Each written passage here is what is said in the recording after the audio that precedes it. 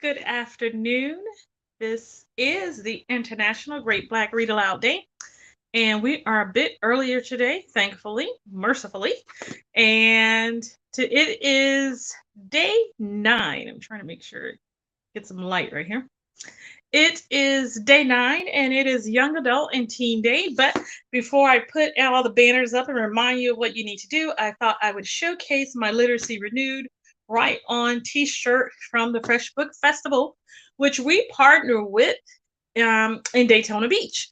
And Fresh Book Festivals believes that literacy is a legacy, and so do we here at the International Great Black Read Aloud Day. And we are excited about our selection today, as always. Before we get to it, we want to remind you what you need to do, and that is you need to subscribe. We would like you to subscribe to our website, stay abreast of everything that is going on. Follow us on our page, share with your folks on Instagram, subscribe to us on YouTube. We've got a channel there. So we're just excited about giving voice to words written by Black people all around the world. Today, our selection is for our young adult and teen. And I'm wondering what this light is like that. And maybe that'll be better. Is young adult and teen. And it is, turn this just a little bit. There you go. See, I'm trying to make sure technically. All right.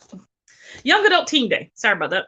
It is Young Adult Teen Day, and our selection for today, which happens to be day 9, our selection for today is a very interesting book titled Uptown Dreams by Kelli London.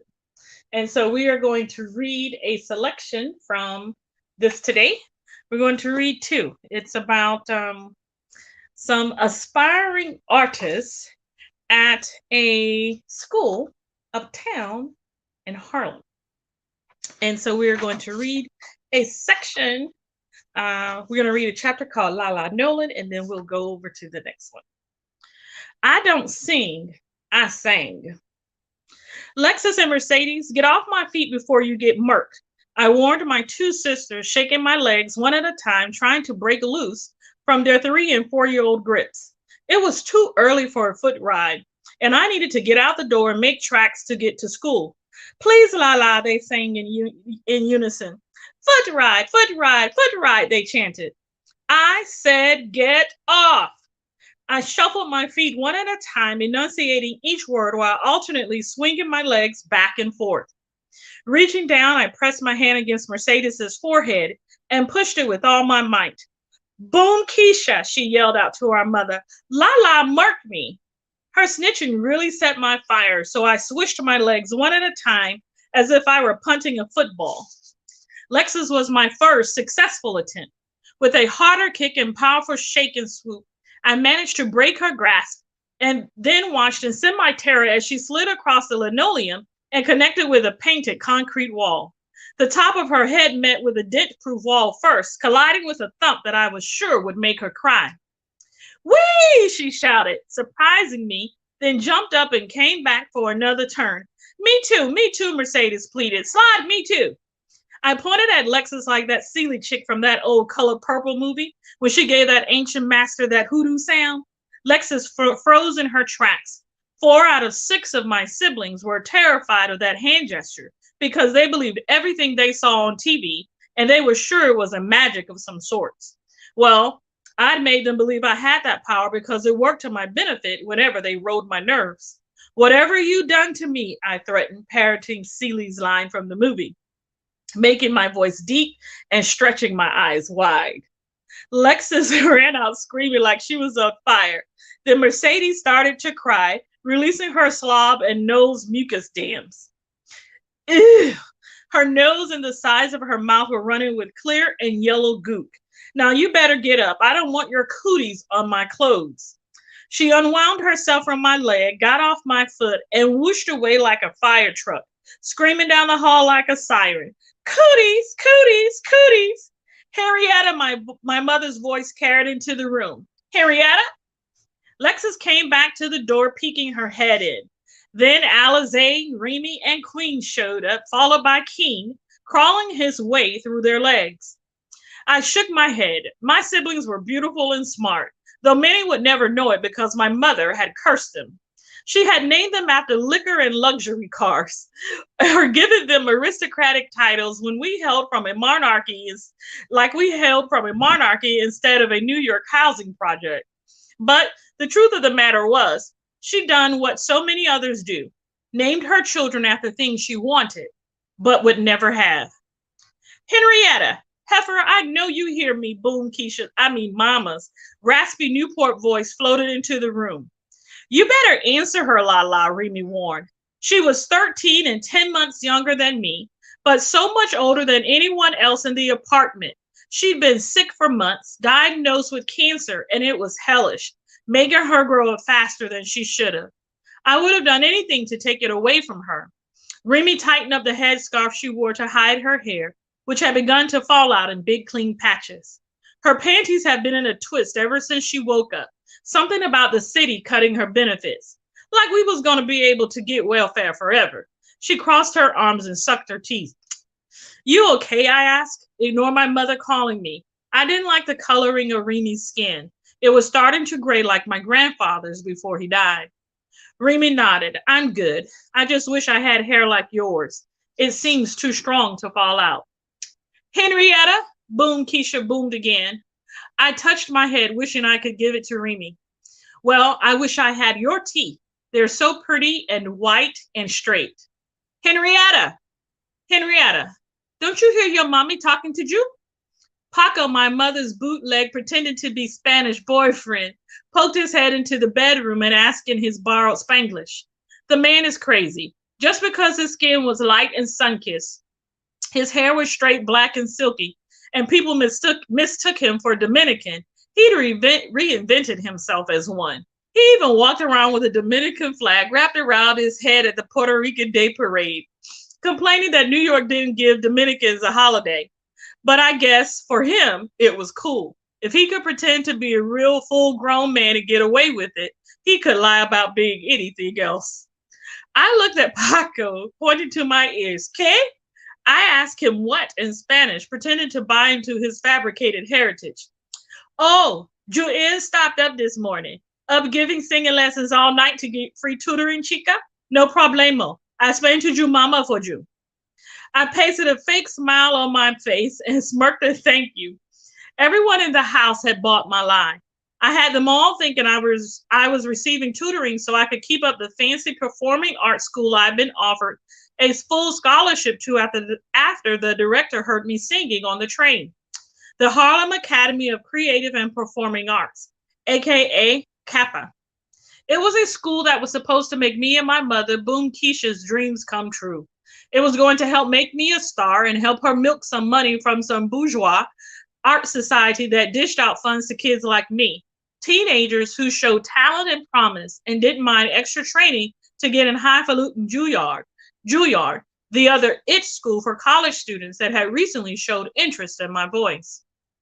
My mother was undoubtedly going to smoke and drink up the extra money or use it on whatever her real addiction was. All I wanted was to get my teeth fixed, which was the reason I told them the tutoring lie. Really, I'd been hanging out in the adult singing spots in Greenwich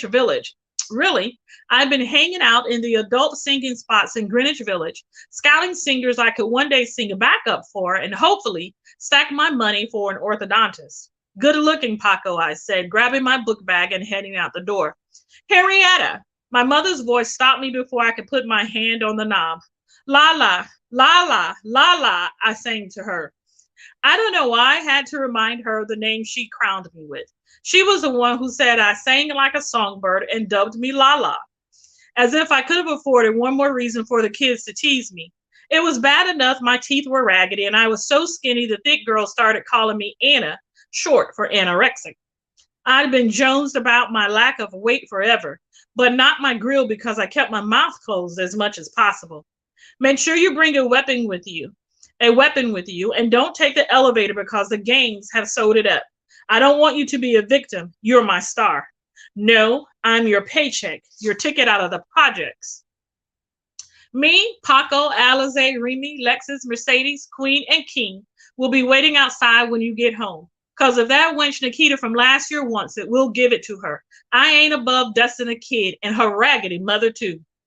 Word la la, Remy added from behind my mother. I may be sick, but I can get it in. I won't even have to put my hair in a ponytail because ain't enough left to pull out. She teased, but I felt her pain.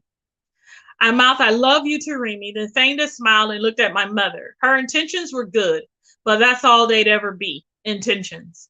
She really didn't have a desire to better herself or her family. We were living the project stereotype. I felt sorry for her and us, her children.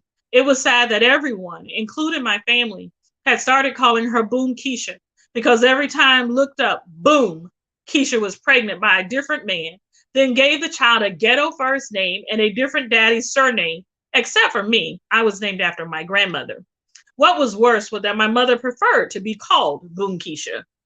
I'm good. Sid will be with me.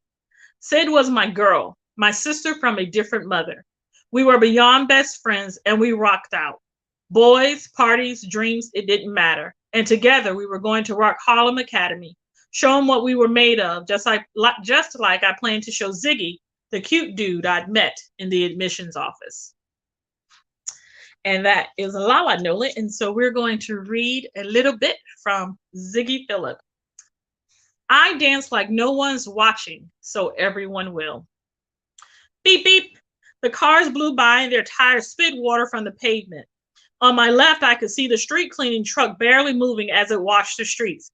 Beep, beep. Hurry up, yo. Don't make me have to get out this car. Some disgruntled driver was yelling at the car in front of him. Looking at the fight I was sure about to jump off, I stepped into the street without looking. Someone laid on their horn, then shouted at me, dumb move. Yo, you better watch where you're going. A cabbie's head was out the window, yelling at me in the middle of traffic on 125 125th Street, Harlem, New York. I banged on the hood of the yellow cab, a sight rarely seen up here. Yo, back at you. Who you talking to like that? Man, this is 125th Street, Harlem, my playground. You better watch where you're going or take your butt back downtown where it's safe. I crossed in front of the car and waited in the middle of the street for the other morning traffic to pass. Who crossed at the corner anyway? Not me or the dozens of other people straddling the dotted white lines dividing one flow of vehicles from the other. Youngin, Sandman, the unofficial mayor of Harlem, called from a milk crate he climbed on to preach to the passersby like he did every morning. I waved. I didn't have time for Sandman this morning, but I needed to see what he wore. It had to be something from the 60s or 70s. He didn't rock today's great or any teeth. Youngin, I say, come here. He was waving his hand, getting louder with each word. He stumped his dusty wing-tipped foot and almost fell off of the crate. I shook my head laughing. I decided I'd go and give him some respect. He was the one who made stuff happen for me, for a price, like the vending license I'm too young to have. What's up, Sandman? I asked, checking out his peach suit with purple pinstripes and a blue flower in his lapel. Sure enough, his collar was long enough to reach his chest. No lie. Teaching, preaching, and I tell you, youngin, don't let these streets eat you alive. In Harlem, only the strong survive. You better listen to what I say. I'm Sandman, the unofficial mayor of Harlem. I don't play. These young girls walking these streets with strollers, snitching on themselves about the beat they danced to 9 months ago with boys who aren't going nowhere. Watch them, youngin. They'll steal your dreams. And I'm not talking about the fast girls or the young daddies. I'm talking about the babies. There's poison in their formula. Gotcha, Sandman. Thanks for the wisdom of the day. I grabbed my bag and walked away before he could give me any more of his version of knowledge. I made it to the other side of the street without a scratch or hiccup. I had to go to school, but also had to check on my vending table to make sure merchandise was stocked. And my brother, Broke Up, who had more broken bones than anyone I'd ever known, had singles for cash. What happened, Z? Don't tell me you skip a school this morning. Broke Up asked with a West Indian accent way thicker than mine. It was something he brought back with him Jamaica every year after spending the summer there with our grandmother, while I worked slinging knockoff designer bags and bootleg CDs. This Sodom and Gomorrah, he said, cutting his eyes at a guy wearing skinny jeans, a fitted Alvin Ailey t-shirt, and a pair of ballet slippers wrapped around his neck like jewelry. The dude was a dancer, a very good one I had seen perform on many occasions. You see that, Z? Broke up, asked, sucked his teeth, and then spat. This world's sick, just sick. What kind of man walk around like that? Him no girl. What he wear tight pants for? Not for the women. That's why the men should not dance. I almost agreed with his nonsense like usual, so I wouldn't give myself away. But this girl caught my eye with her thickness. I could only see her from the back, but that was good enough. English broke up. English, you're not on the island anymore. Yeah, all right. But just so you know, I'm going to be selling my music. Cool? He asked, switching back to his New York accent without a problem. Yeah, cool. I answered him, my eyes still on the girl. Psst, psst. Can I talk to you a minute? I asked her from behind. Maybe buy you breakfast, beautiful? The girl looked over my shoulder and my stomach dropped. Dang. Z, you're full of it. You already talked to me. She bunny eared her fingers and made air quotes. Talked and talked and talked. Then you wouldn't call back. I turned my head like I didn't see her. I didn't have time for Shorty, but her sister, now she was a whole different story. She was Caribbean thick with coolie hair, and the girl was smart. Now her, the sister, she could get it. Something serious, any time of the day or night. I waved my hand in the air, telling the girl to push on. So broke up, you got this, right? I'm not going to be able to pay attention in class if I have to worry about you and this table. Broke up yawned, then laughed. Go on, Z, I got this. You think I don't know how to hold down the vending table, eh? Let me break it down for you, Star. I raised my eyes. No, I didn't think he could manage, but I didn't have a choice. I had to go to school. Had to get my Savion Glover and Alvin Ailey and Fred Astaire on so I could eventually choreograph videos and concerts for top billing stars. Broke up, on the other hand, didn't have nothing to do, nowhere to go, and no dream to achieve. He also had no idea I was a dancer. No one in my family or on my block knew, and I was going to keep it like that. I was all male, and I wouldn't give them the chance to question my sexuality or massacre my bravado. That's what they do if they had any idea, because where I came from, unless you were whining with some girl, you didn't dance. Dancing was for batty boys, homosexual men, and I sure wasn't one. I love females, all of them, girls and women. But thick ones, yeah, they were my weakness. And Coach bags are over here, one for 50, two for 80. And on this other side, we have the music. Remixes, rap, R&B, reggae, calypso, dancehall. He was still talking. I pulled 23 singles out of my pocket, the only money to my name, and gave him 18. You need singles to make change, broke up. I'll catch you later. I was across the street and headed to the train before he could stop talking. I had to get to school early so I could get a position up front. Mrs. Allen was the director, and she didn't take no mess. She was also the one with the connects, and I needed to be connected ASAP. So I had to show her I was serious. Plus, I needed to see the selection of females that Harlem Academy had to offer. I crossed my fingers and asked Ja to bless me with some thick ones. Wasn't nothing like thick girls, good food, and dancing. And I was hungry for all three. This is from our young adult teen selection today, which is titled Uptown Dreams by Kelli London. And so a very good selection about some aspiring young people with big dreams. Big dreams in a place where dreams should be realized. And that is a quote from the book, that dreams are not just meant to be dreamt, but they are to be realized. And so we want to encourage you today to realize your dreams. Be them uptown, downtown, sideways, any kind of dream, dream it. Because this is the International Great Black Read Aloud Day. And we are talking about all things and giving voice to all things literature. Because we firmly believe that it is a wonderful thing for us to be out here giving voice to words written by Black people, written by Black people all around the world. We believe literacy is a legacy, as with our partnership with Fresh Book Festival. And we will see you tomorrow for what will be day 10.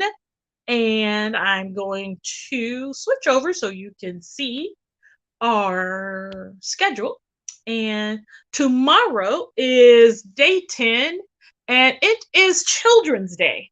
So if you have a favorite children's book that you would like to share, we invite you to come on and read it with us. Maybe if you've written a children's book yourself and you would like to read it, we believe that you have a great audience to which to share, in which to share your story. And so we are here at the International Great Black Read Aloud Day 2022, giving voice to words written by Black people all around the world.